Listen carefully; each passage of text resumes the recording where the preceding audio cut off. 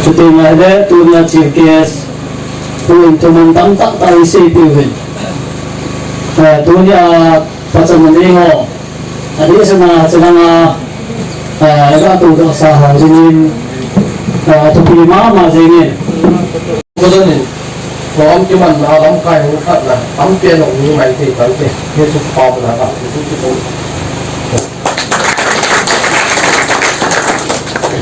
Awalin Cookie Student Organization Cardinal Law, the District Committee on Formation in the President Lima ni Dancery Unit by the President in Man at the United Kingdom.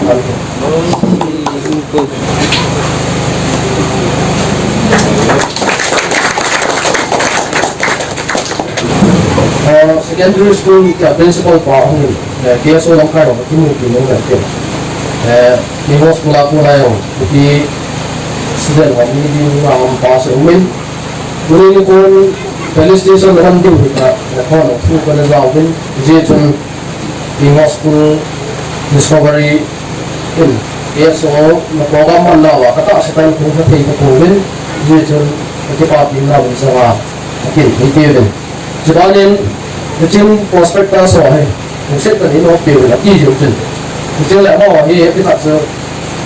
Sukani niya ito sa kanya principal ano yun dini isang car yun aman ka school sa mamola discovery ng mga principal yun kaya arts, commerce, science di wala ulit kaya isibiasa na secretary pa yung lang yun ito nga class din na itong paso kaya makapagpapay na kante kan di makapagpapay kante dito pa program mungkin class 10 na 12 ko koy pasang tihe in pundo ati hintin tamta ahulu din ki paamin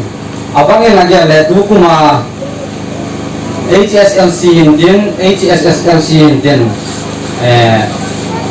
kon hadin lagi la le tu kuma paso ay abielu umpoy verification man pi ngai koy kita bang ana gialo ben ai bang anjilai la ga din mun naw jung naw dia even wai pai te even Kujunga kelas 10 dan 12 ko paso hin. Igyal di ba tu ko mi idina pasim ham. Niwang phari be kati mu ne e. Mun tamta asket tamta tu kuma example wa mi felom tamta ma hi.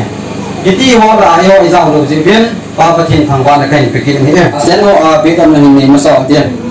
Sen ho be do na ni pe di ben. Lang masang man kini do sa tang. Ama sa PNG do na ini tadi katnya. Class 10 mo Cookie Students Organization Bukazan Unit motto Learn, Unite, Serve. Certificate of Appreciation. We have undertaken to hereby proudly present this certificate of achievement for outstanding honorable effort to Miss Tingning Kityan, daughter of Jang Tong Kityan, Koding Bilis, Karbiang Long Assam, for securing first division in HSLC 2021 examination. May our sober his choices blessing on your future. John Tham new President Kesu Bukazan Unit, Seitang Bugum Secretary Kesu Bukazan Unit. Doon mga chiningin chihin sampai lagi pamit. Panbel te kita. Panahi Miss Songni Hoi Kityan.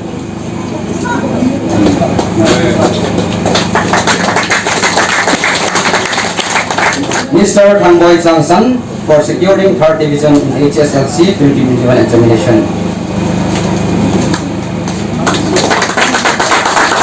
Even Miss Lalam Kityan, second division.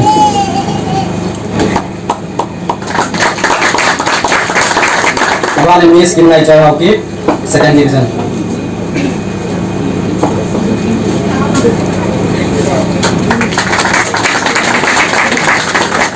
Miss Rachel Thangniu, second division.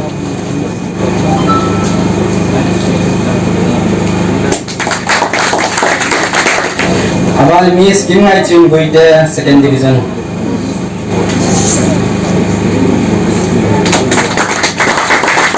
Abali Miss Hanai Lam Kityan, second division. Abali Miss Hanai Kityan, first division.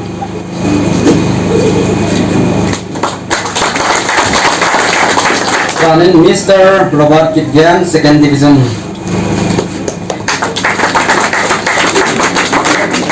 Bali Miss Hoilu Dongyal, First Division. Amin Mr. Gunmilen Dongyal, Second Division. Mr. Nugo Hao Kongsai, First Division.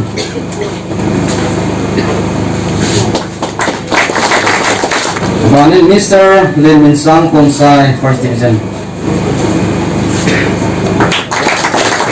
Abali Mr. Champu Dogum, Second Division. And Miss Yazuli Chonghoy, Second Division. Banen Miss Nei Chong Hao Kip, Second Division.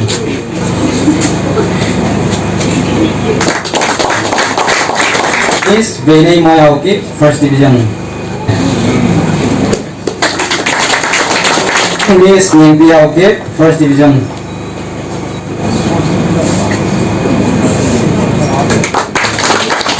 Ban Miss Lam Tin Ning Chang San, Second Division. Miss Cho Choi Guitia, Second Division.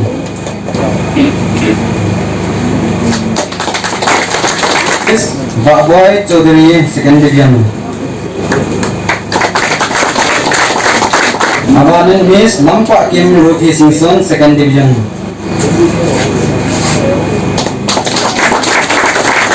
Tingnei Chong Kit Gyan, Second Division. And Mr. Hangolan Guite, First Division. And Mr. Lemin Sim Haukip, First Division.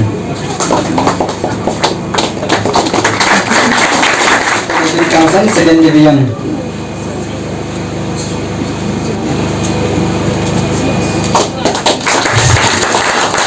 Sir Anthony Haukip, Second Division.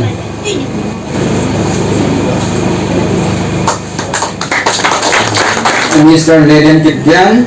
First Division.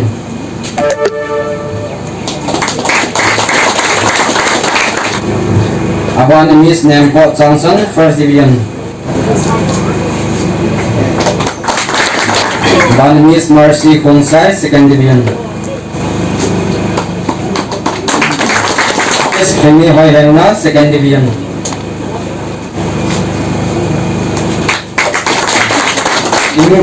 Boy Kim Kit Gyang, Second Division.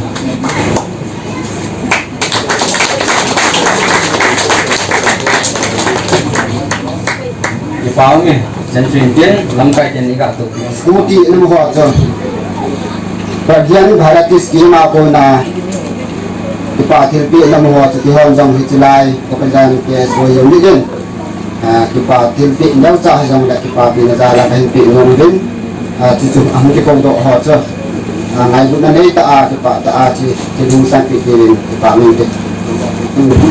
Akan na boy neng hena kemu pi amahin. Tôi tabang ra ada kay inagal na siya.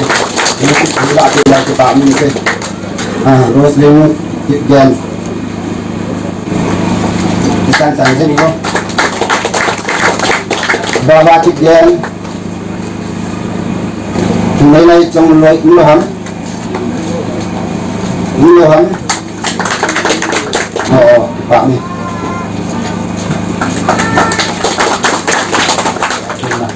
Pasan na chunga mai cham thêm pua ka pan the si katin am sa ben ka thang lain chulai tuli ni ko ai ta bang na to gun ni hin sim do adin keso bukudan unit hin ama ho chunga jong katin ni ki pa tu ga sei ke ne chulai tuni ang ki khom ke tuni chief guest sai ne yo ku he chun ke ne president hin chulai chuban na guest honor hitiga itu wensua hausapu ahin chile pakai la cha to hompi jam ta hoin chile nune pa ni kom ti azo sin hin dunia hum pachang nauti cha te hon heven chile keso ke dc karbiang longam sunga general secretary pa hon heven namkai ho chengsin na bon sawen ka ngai guna lesu kristami ni salam he esi sunna la timon pakai jin zo se aum pi zengi mi gama aku izit mi pa in sunga ani yang sang he tu ne he Joseph hin ko tu sini bina Joseph dong tu na mi lo di hi na lo Joseph dong tu mi ga ma na gam sung ati na apupa gam Egypt gam sung ang lo di hi Joseph hin ko ama sa pena ka ani chipen amahan pat he ani ji na lo na ani na ikan integrity pat he kita anani je na jadi di justice na din ke patin za la iti pakai patin ke Allah tu me din su ke de no class 10 class 1 cha ne pa chang ho so si hong ding lang pat he ni pa patin ke Allah iti rin dei ma akunin kunin ke so pe gam su akunin inam lam kai te wa kunin ilam kai te wa kunin sa am ima zo si ni pa patin nehin ko ne no al sung ma tuisi ahum kizila kuna hinba anu nanuno itu ya kuna bulu meni di ahli na tu se si na pia tu na lo di na pia pati tu na man ne ya di tu ni ti morin tu ni pati san ni kunin tu ni ang ko nam ka do si nu pati o event na hu su ama je no pati san pi in pati ni na ti man ta na kung ni ni ka honin di bon sa lu su ni ti man pati ni ta na ni pati san pi di we kapu Abraham pathe isang sakop pathe ang buhay pathe tu ni chan anoy ka siya na original gam sunahin anoy na ito pa akunin pagka ito sa taktak nanoy hasan na ho hungdung gam ta gam sun government piwai ho mo sa malang gam ta izin zong pagka mihin ko ta kita apakah kumbaga nalungse na nakinulan ni Oktiwa tuna hitabang lodhi na ngay sa ho kasim tewa pagkain katsati ako nang inichan kay chinanen piyadze namin te katambay nihi sumunting pa na po magkataon ko kahi amen patin na doon total ne ichan so kay man kapat manitan te kahi sa penin kasi source page pwede man pindibin KSO KDC ho kanda po na sa hotel Sepenin papai biwa papatin thang ban ngan lang chip gas hin selek gas of honor hin kasana slam MP aban kidin hausa upa selek nule pate ai lo wale CSO lamkai dang do si hangkal song ro si bon chabin kasana slam MP he EDC kadewong chun congratulations note message di dia mong kana ji tho ubin hezong le amun le phat mun ta mili ha ki ma ki muto thia um je bin KSO KSO karbyang long milin guni ni ko in salam le congratulations avelen kan bol ki de ben he guni ni ko in ngai du ngai ten mili ba mo ben Undang na bol bachun KSO KDC na po wang na po lo hang jong ti ko ben hong bam lo hang ngong ka hedi ko ben je song da tu ni ko in tho tam bol ten mi ko hong ben ite chana so president pan nong KSO yin ba ka song ni president pan introduce a bol nang je song le ki ho introduce ka di bol nom ben ani nga apa kan pan jing ben ama sa pen ben thang do lang ihe di wa lo me na bo ka song ni de nang na ma he so ka yang ma nga information secretary है apa na Donald lang ama he AGS है assistant general secretary हम di po ako na tanghoy apa ande min hand min thang ama he cultural ay ama he di sa ako na di sa ako he so lang ako na introduce ka di po na hinken yung la ajon point sige he kan ji ben som cha cha kan se di hen ehos amasa pena ti piam tele ehos society ahe society a involved hanom lo mi tam ta hi omovin ni ko ang hit mi 57 total a chu pass ahe bang ahe isimle 57 thing lo di he na je student ho tule mi nu mi pa event ki da hele tuni ni ko ahe imajo se program student hon chapang hon abon no le mi nu mi pa ha za wa hele Japang hoa dam kai hoa di ngal dong he tha be je na ki ko na lo le min ek thanok ti nu le pan no ji chu ti tom na na ki ne ji cha te ni chan pa am ti hong thung ki be thai ji en de na mi nu mi pa he thom he ben chule society a student ho ahin mi nu mi pa hin as general e ho society a involved di ha de ko be ji chu tu ni ko encourage ka bol no he tu ni ko pa chan ho he ihung kang ni do wa hele e ho adinga society o CSO civil society organization ho KSO khapon KNA khapon IPKCB khapon ipan na thewa lamkai tu bote te dio lamkai na tu phale aha adan ne het ding se phale chun mi nung zui dan na thip ne isi chu tu ni ko a he society are involved in he mi tamta society are involved hum hi zo si he pachan na nei he ji tu phat management themen chule mil a holding dan themen mi to kheu dan mi to za dan mi la dan he de he ji a cha ma he pachan na sang ta ta nei no he isi a jo society e hon ki phale involved de se lo de chi society are involved lo mi to lo hon he to vale mi pila a holding sa le chu i ma cha se the lo de chu ho chu ka se do nom he ji jo society a ta involved in tuang thang tha dio kan implement he ani kham mo khil chu khil pe kan nei nom de ji san ka ni dan hung san pe le parliament de KSO ko gon KSO KDCN pe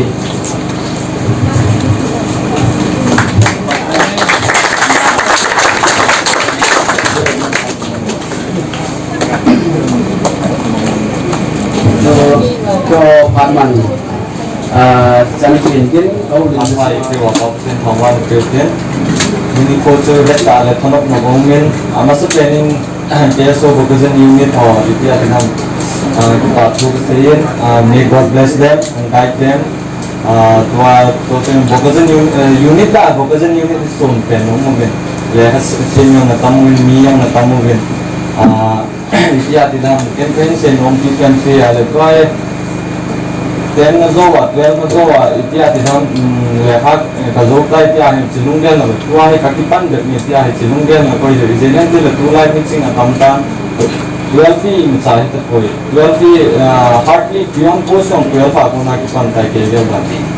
then 12 juin ki jenen a na hi the chana hi la degree na sat time hoi ten zo go win la so then like college dung ai admission mong la then cordial relationship na teacher ho to sem la chung no min te itia ti nam teacher ho ta ke to ai la itia na rumi nu se dong ti chang so then le isim le khai sim pe then le i kham don lai la he se na he tamen se na zap so chung tamen so din na gal zo ma san ngai chi ni nga chu pa thien na ne ngai men pa thien ne he lo le flo ti no mo lo de lo ti ni de den ti le he na chi na lo ti ni ti na ko ni Freedom ne jong long Bible long sim ji bin lang tao ne man ji lang so ten la ka ti nom di pen si ya le din ko ai bangle thana bangle sit sa so phat zo din ni ji din phat pe thana phat pe se tu du lai ki la po phat tum ke de chi cha na best solution hai na dia linga me और तार से दिखा हम लोग भी उनका जो तो फर्स्ट टाइम तब प्रोग्राम जब मैं थे तो बोल तो किसी ना लेकिन ऐसा तो कुछ यूनिट सुना का कितना वाले में तो हमको मैं उसका कम दिया मिलती है तो क्या ना यूनिट तो केएसओ के मिस्टर हासत के भी जने और ताता क्या इतिया तिदम पन्नों ने दियो इनसे सांदियो जो तेरा इतिया तिदम Tulai yung itiam youngster youth iho ko na future mo iho patin dia informa na ipa leo ipate yung ipa win sangale mo yung ipa minung sit kisangin na so itia tidam mula pase ngai le papenin so te mula pa listen to the best guide itia tidam the best guide is Bible na so te itia tidam ya kan sin ting le concentrate mo thilo leo बोलो तो just take a rest and start again ना rule number 1 don't fall and don't give up हाँ ये हंसी पे तेरे we should never give up इल्लल बात तेरे चौंका राखी चला तो तेरे था mind fresh बोला पर कितने ही सुना so नित्य आते हम ले हंसी में तेरे खतेरे सिमिलर तो तेरे टीका कैसे इधर कैसे मौके पुलाई ले हंसी में बोई कैसे मौके हंड्रा डिग्री न जोता इंटीरियर न जोता साइंस कला था आर्ट्स कला था कॉमर्स कला था चिन्ह कौन था बोई सीจุดนั่งมาพูดกันนี่ก็ได้มีพิเศษจังเลยนั่งนับดุปัดนับบอลเลยจีนั่นที่เลยนั่งนับดุที่นัดเจี๊ยสั่งเลยจ้ะแต่กันยิงกันอีกจุดผมเป็นที่ส่งเลยตัวเนี้ย horizon ภาคนี้ก็ปีนเอาสิละลงยิงเลย pada mandudin jo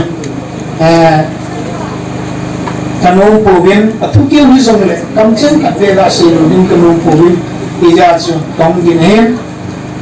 kasi nung perle jutin na dunia adia ikipa piho jutin na dunia katvidina na to na ko na lo hinne jate ho naute ho zatin le adi jutin le kuki student organization nin panila diudan em saka jangak sinumikasi numen dunia ama sa penin patsam na hinne ho class 10 na hin class 12 na yun ang pasohin azumin keso kedis seasoner second panan singin nang hohi tuahi lekha sim chai nei puwe kai kehin lekha ka simi kapasit ai tai ti hilwa kajipak bekdi ti ne dia di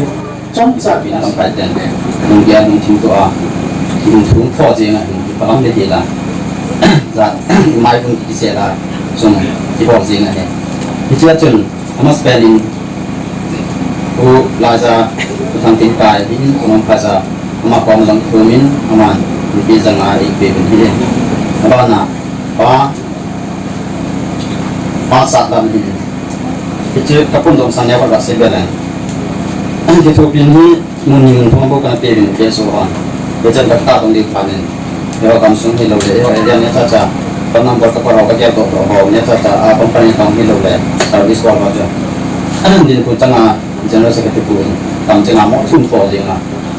ma nei pe lo le program ni lo sap de tai ti a cha tam changa asai na an bi ho kan ko lo le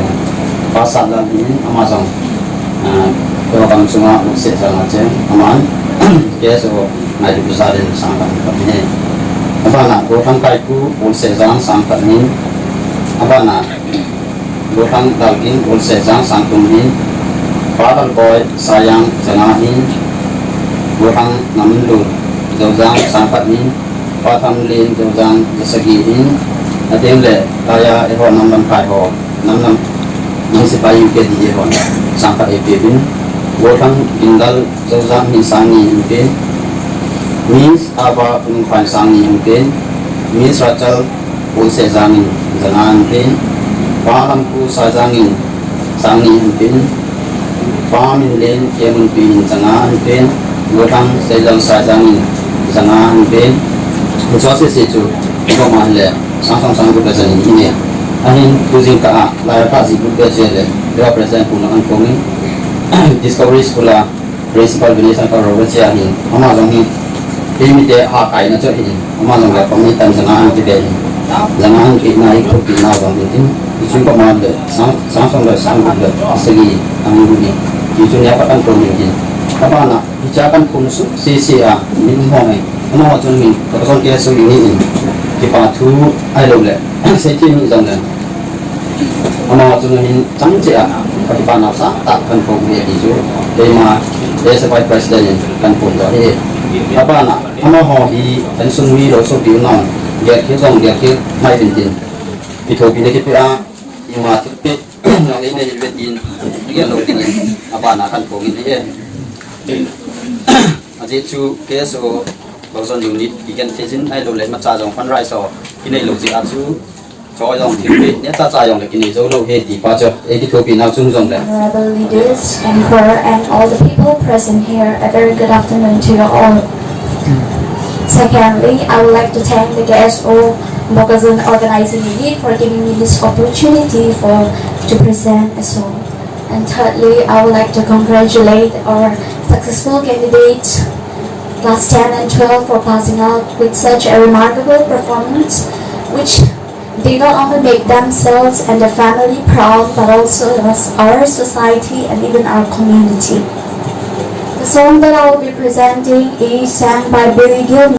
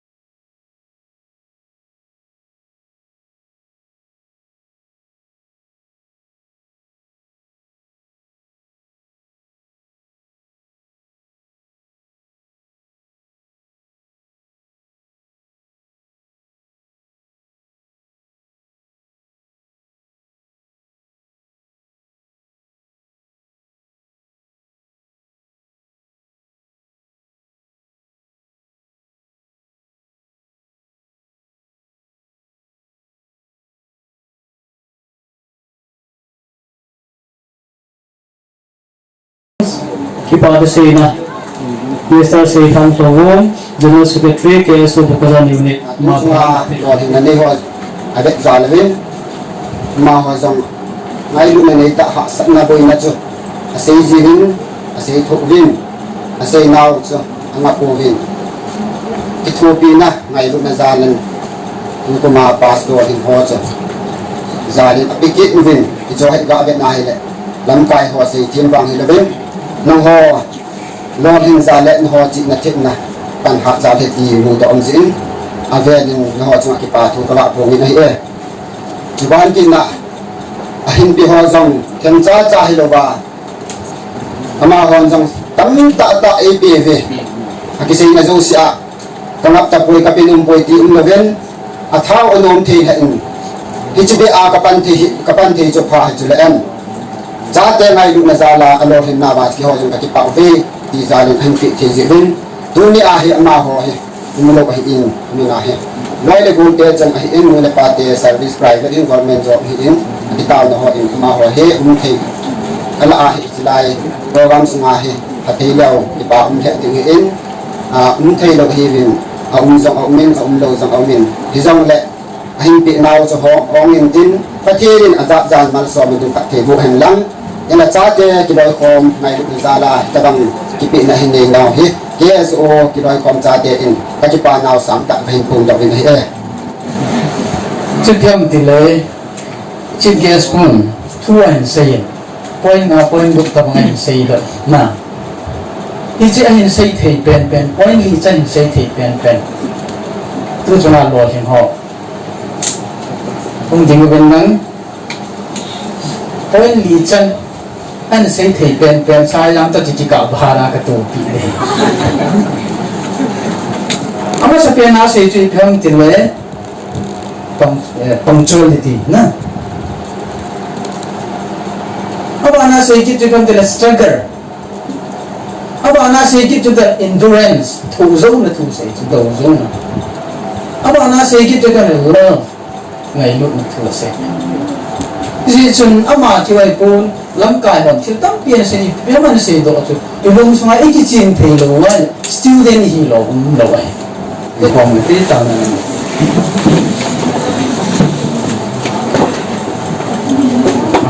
Sing tin tang ni Hallelujah paka dunin kapate ho gole dai thêm cha khi song an lo de seven pagka isang sa labi nei ko ebe sai pa nei ko ita asi ben ngin kan phang bai nahi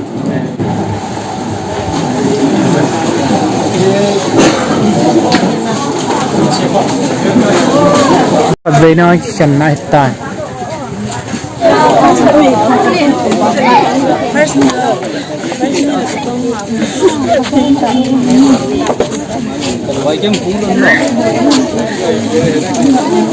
Yes.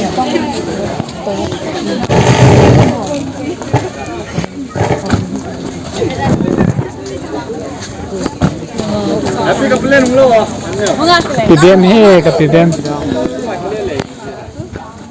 Namnya tua he kin ki chai tai bida nangin na ne ki ri ong. Ile. Aya kin chai no sa hol ho them na. Ka thit na man he. Kin chu alo thikin na. Alo thikin hin ba. HS LC to SLC class 10 level pass off. Bon chawa hong kim lo je uchun. Kin chu alo thin wang. Anuk mon kan ba min na. Kin la. Program cho ki gon bang bangan. Achi than kitup ke chan che the. Program persona hong jaw lo se le. Dunia mimpi program hong tho jo se chung che wa ki pa thu ke sin ding le chi chen la hi full coverage in ball hin muntina donation in ball ho video ne ve ho si sin no dunia ki pa thu se ho yo nong hon amuna lum lo ben ra ki pa thu se ho na ra lo du kan na chi video mang sa hin chung che wa donation in ball ho mun che a ranga hian lang sa khat hian lang sang mi ang tong ho jo se chung che wa ki pa thu vel den ke so ko ren mi in ken kong vel ne di hin che mun che ne ve on la ka hong dot no sunga ti pp mam hei tu to nang ho za la cha ni the ho hi awal se la tu ni a ki bola hin nang pan hin lo da leo chun tunia mi pi ki khom hot chip bia so hin ting le last 10 thol pass ho he tunia ai ma sa ki sa lo lo den ti lein thot man wa he cho he ka se mo wa mi pi hon wa se na le wa ta khat mi da ki chen ho da sa tom si he ti to so he nang ho pan la na la mi pi ki don sa ki ne sa chu he ye chun chung che wa vel velin le pa ya pan hin lo lo se nu te lang u te lang pa te lang gol te yong de bom chau chwa ke so bu ko janin vel vel sung wa ki pa ke se ki pa me chan chu tan te